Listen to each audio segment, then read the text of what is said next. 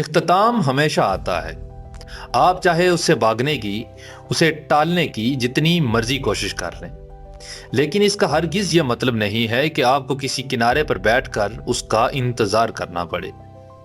زندگی 4 دن کا نام ہے، لیکن ان 4 دنوں میں کیا ہمیں ایک لمحہ بھی میسر آئے گا، یہ کسے معلوم؟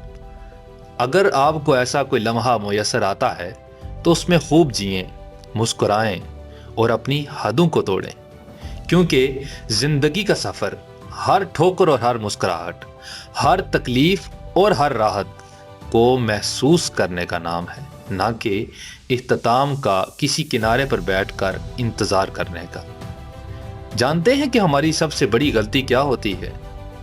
ہماری سب سے بڑی غلطی یہ ہوتی ہے کہ جب آپ کو کوئی خوشگوار موقع، کوئی خوشگوار لمحہ میسر آتا ہے تو آپ اس سے لطف اندوز نہیں ہو پاتے۔